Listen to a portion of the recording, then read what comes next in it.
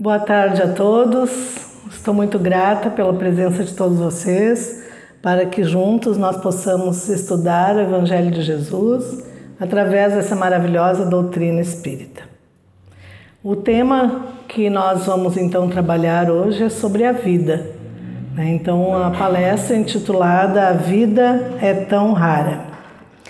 Quando me foi dado esse tema, bem desafiador, falar sobre a vida é bastante desafiador. Então eu tinha que partir de algum ponto, Então resolvi olhar no dicionário que outros sinônimos haviam para a palavra rara. E aí, dentre alguns sinônimos, o que se adaptava, no caso, a palavra vida, então especial, extraordinário, admirável e excepcional. E aí eu fiquei pensando, se esses adjetivos realmente se adequam, à vida. Então fiquei pensando, a vida é especial? Nossa, e como é, Porque ela nos foi dada por Deus. É um presente de Deus. Isso por si só a torna, especial, muito especial. E não foi dada assim, sem um motivo, Deus, na verdade, Ele conta conosco na sua grandiosa obra de harmonia do universo. Então, nos foi dado com esse propósito, de amar e servir. A todos nós foi dado a vida para amar e servir. Então, esse presente torna a vida muito especial. Extraordinária, Fiquei pensando, a vida é extraordinária? Nossa, muito extraordinária, Nos proporciona 1000 possibilidades de experiências que nós possamos viver, Dentre elas, imaginem, gerar uma vida. O que é mais extraordinário do que gerar a vida? Então a vida se torna, assim, muito extraordinária. Admirável. É só olhar em volta, Olhar a natureza, a existência humana, tão complexa, mas tão admirável. As criações divinas de um todo, Todas nos causam muita admiração. Basta que nós abramos a janela de manhã, e vemos os pássaros, as plantas, as flores. Então isso tudo nos traz assim uma grande satisfação, Então isso torna a vida admirável. E excepcional, a vida é excepcional? Sim, a inteligência humana, se nós analisarmos, é muito excepcional, torna a vida muito excepcional, a inteligência. Quantos feitos o homem já fez com a sua inteligência, a ciência, as invenções, a tecnologia, as relações. Então, quanto isso faz, a inteligência faz da vida excepcional. Então, todos esses adjetivos, remetem então a essa raridade da vida. Mas ainda, quando nós vemos essa expressão, que intitula a palestra, a vida é tão rara, e ainda tem aquele tão ali para complicar, um pouco mais. Por que nós dizemos a vida é tão rara? Porque ela está associada ao tempo. Nenhum de nós que está aqui nessa sala sabe quanto tempo tem, não é? Então, o tempo relacionado à vida faz da vida ela ser tão rara e que nós pensemos tanto sobre isso, Talvez seja alguma das coisas que nós pensamos muito sobre a questão da brevidade da vida. E isso é algo tão interessante, que o tema vida se tornou uma espécie de musa inspiradora na área das artes, para os homens das artes. Então nós vemos aí a exploração desse tema sobre a vida nos textos literários, nas poesias, nas músicas, em todas as artes que nós conhecemos, nós vemos então a exploração desse tema da vida. Por que a arte faz isso? Porque a arte ela nos toca nas nossas sensibilidades, nos nossos sentimentos. Então, por isso nos faz pensar tanto, né? E aí, fazendo essa constatação, então eu trouxe alguns exemplos aí da vida, né, sendo explorada nas artes. Há um escritor que faleceu há uns 2 anos, mais ou menos, Rubem Alves. Ele escreveu um texto que é muito simples, mas que eu acho muito interessante. Ele está presente nos livros didáticos, então é um texto simples. Talvez alguns de vocês já conheçam. Ele diz o seguinte: contei meus anos e descobri que tenho menos tempo para viver daqui para frente do que já vivi. Sinto-me como a menina que ganha uma bacia de jabuticabas. As primeiras ela chupa displicentemente, mas percebendo que faltam poucos, rói até o caroço. Meu tempo tornou-se escasso. Minha alma tem pressa. Não quero gastar o meu tempo com futilidades, mas coisas que tenham essência. O essencial é que faz a vida valer a pena. Então a mensagem, né, que esse autor traz nesse pequeno texto, ele é um pouquinho maior, eu trouxe apenas um fragmento. Ele nos chama então a atenção para a brevidade da vida, né? O quanto nós então temos que nos deliciar com as jabuticabas, com tempo, com cuidado, enquanto nós temos esse tempo nas nossas mãos, né? Depois também a 7ª arte, né? O filme, então, trouxe como exemplo o filme A Vida é Bela. Talvez alguns de vocês também já tenham visto, é um filme que já passou há algum tempo. Ele é maravilhoso, aqueles que não viram, eu recomendo que vejam. O filme A Vida é Bela retrata, então, uma situação durante a Segunda Guerra Mundial, na Itália. O judeu Guido e seu filho Josué são levados para um campo de concentração nazista.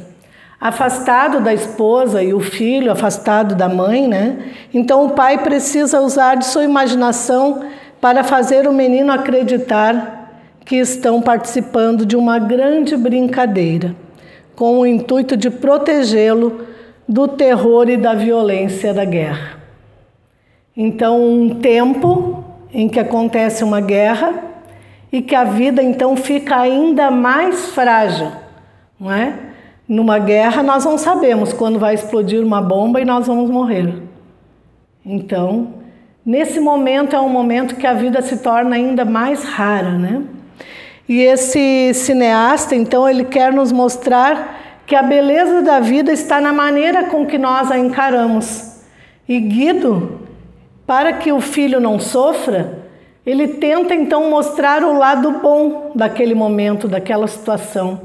Então ele diz para o filho que é uma brincadeira, que é um jogo, e assim ele vai protegendo o filho de todo aquele terror que é o viver durante uma guerra. Então, também, né, muitos de nós vivemos muitas vezes pensando no passado, remoendo mágoas, sendo pessimistas, e não conseguimos perceber que a vida tem um lado bom e que altos e baixos fazem parte da vida, que em algum momento nós iremos encontrar dificuldades, né? Sejam enfermidades, perdas, as mais diversas adversidades, né? Mas que nós, se nós olhamos a vida de uma maneira positiva, nós conseguimos assim mesmo sobreviver, assim como muitos sobreviveram na época da Segunda Guerra Mundial. Aí trouxe também a música Paciência, que eu não sei se o departamento doutrinário tirou dessa música, né, a expressão "a vida é tão rara", né? Então a música Paciência, que é do Lenine e do Dudu Falcão. Também trago aqui algumas frases, né? Diz o seguinte: mesmo quando tudo pede um pouco mais de calma, até quando o corpo pede um pouco mais de alma, ou seja, mais de sentimentos, a vida não para. Ou seja, nós estamos precisando de sentimentos, de alma, de calma, mas a vida não para. Então, muitas vezes não é possível, né? Enquanto o tempo acelera e pede pressa, eu me recuso. faço hora e vou na valsa. Ou seja, há um momento em que nós temos que dar uma parada para então aliviar aquelas nossas tensões, né? E tornar a vida um pouco melhor. A vida é tão rara. E o mundo vai girando cada vez mais veloz. A gente espera do mundo e o mundo espera de nós. Ou seja, né, nós queremos tanta coisa do mundo, nós queremos felicidade, queremos prosperidade, queremos oportunidade, mas o que nós estamos dando para o mundo? O mundo também espera de nós a contribuição, né? Que nós possamos dar uma contribuição para o mundo. Será que temos esse tempo para perder? Ou seja, será que nós temos tempo para desperdiçar a vida? Não é? Quantos de nós desperdiçam uma existência inteira? Quantos de nós, como eu disse antes, fica remoendo coisas do passado, revivendo o passado, ao invés de viver o tempo presente com alegria, com felicidade? Porque a vida não para, né? Então nós temos que aproveitar o máximo que nós pudermos. Então a mensagem, né, que vem nessa música, então, é a velocidade com que o tempo passa, com que a vida passa. Enquanto nós queremos resposta para isso e para aquilo e reclamamos disso e daquilo, o tempo está passando. E nós estamos deixando de viver o presente, né, com um pouco mais de alma, né, ou seja, com mais sentimentos. E ainda trouxe também uma poesia, uma pequena poesia de Mário Quintana, nosso querido poeta gaúcho, já falecido há muitos anos, né? Os poemas de Mário Quintana são todos muito singelos, mas de muito conteúdo. Então, Mário Quintana diz assim: quando se vê, o poema é intitulado A Vida. Quando se vê, já são 6 horas. Quando se vê, já é sexta-feira. Quando se vê, terminou o ano. Quando se vê, passaram 50 anos. Agora é tarde demais para ser reprovado. Se me fosse dado um dia, uma oportunidade, nem olhava no relógio, seguia em frente. Dessa forma eu digo: não deixe de fazer algo que gosta, devido à falta de tempo. A única falta que terá será esse tempo que não voltará. Infelizmente não voltará mais.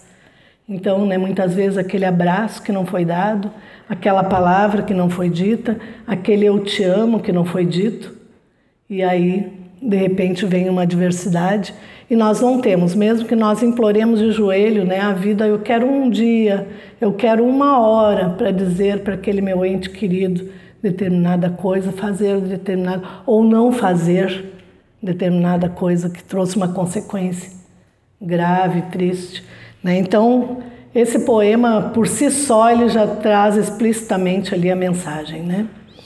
E assim, então, é em várias artes, na escultura, na pintura, a todo momento, né, os artistas, os homens da arte, cuja inteligência foi dada por Deus, né, esse dom maravilhoso da arte, eles nos trazem, então, um motivo para grandes reflexões. Porque a vida é rara e não pode ser desperdiçada. Mas, meus amigos, há 2000 anos atrás, Jesus, o grande médico dos médicos, e por que não dizer um grande artista, né? Ele trouxe essa mensagem para a humanidade, dizendo a todos nós, né, o quanto a vida é rara, o quanto a vida é especial, extraordinária, admirável, excepcional. Mas o que o homem tem feito tem virado as costas para o Evangelho. Há 2000 anos. E ainda não entendemos a mensagem de Jesus. Então talvez seja, não é a vida nem o tempo que estão nos traindo, né? Somos nós mesmos que estamos nos traindo, né?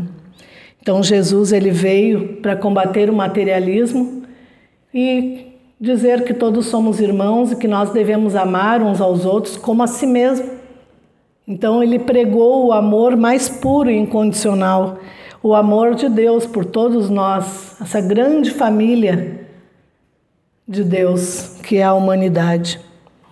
Então ele veio trazer esse recado da valorização da vida. E numa passagem do Evangelho, no capítulo 2, Jesus diz a Pilatos, quando ele pergunta, né? Mestre, sois rei? Então Jesus responde, meu reino não é deste mundo.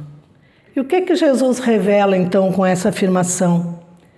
Que a verdadeira vida não é a vida terrena, e sim a vida espiritual. Por isso, também em outro momento, Jesus aconselha que nós ajuntemos tesouros no céu, onde a traça não corrói e o ladrão não rouba. E o que são esses tesouros que nós devemos acumular no céu? São os sentimentos bons, as virtudes, as qualidades, as boas obras, as boas ações. Então é isso que Jesus veio nos dizer com essa afirmação, meu reino não é deste mundo. E por isso nós devemos então combater o que existe dentro de nós do materialismo ainda. O egoísmo, o orgulho, e pregar, né, levar a nossa semente, espalhar a nossa semente do bem e do amor entre nossos irmãos. Porém, né, o homem ainda hoje, apesar de ter vindo Jesus trazendo essa linda mensagem, essa boa nova, o homem continua então matando por dinheiro, por poder, por orgulho, por egoísmo. Enquanto que a única bagagem que nós levaremos será a bagagem espiritual, mas o homem quer acumular uma bagagem material. E ainda no capítulo 2, Kardec afirma que a vida futura, que é a vida espiritual, né, que é a verdadeira vida, porque a vida terrena é uma passagem, né?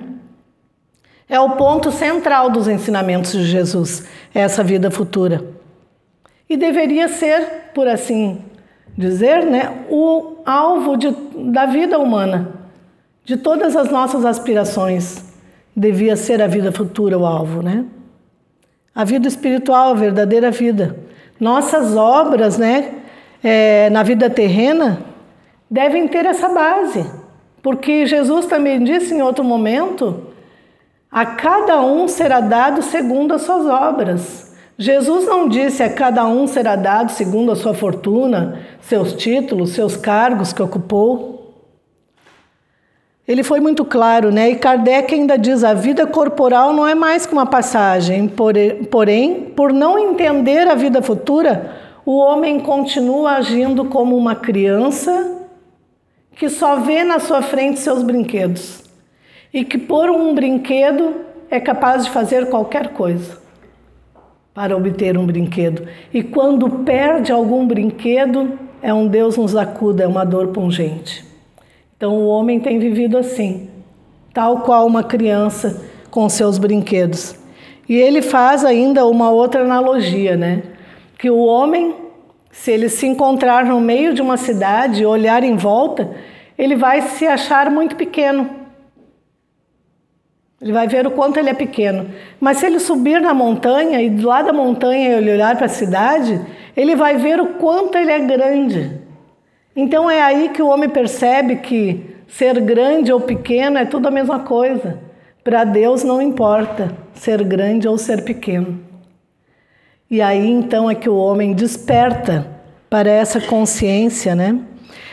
Se dá conta então de que a vida espiritual é a mais importante e que os bens espirituais são aqueles atrás do qual nós devemos correr e não atrás dos bens materiais. É claro que na vida terrena nós precisamos dos bens materiais, obviamente. E por que não? Conforto. Se nós trabalhamos, podemos ter uma boa casa, um bom carro, viajar, passear, ter boas roupas, por que não? Isso não é pecado nenhum, né?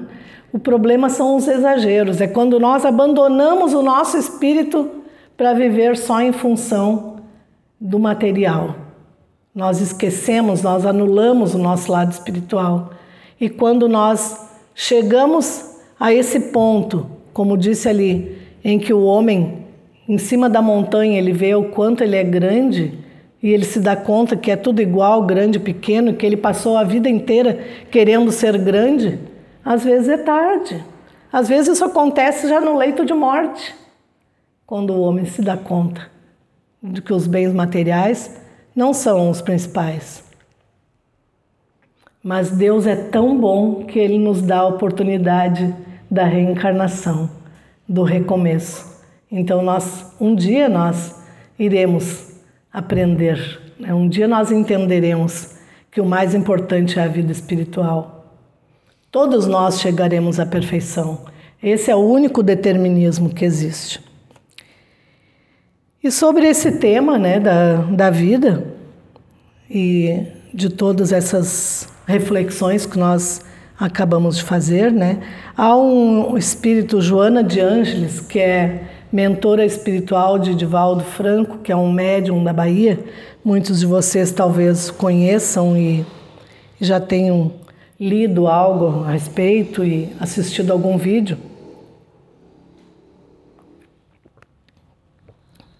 Joana de Ângeles, então, em 3 livros que eu trouxe aqui para rapidamente trazer essa informação, né?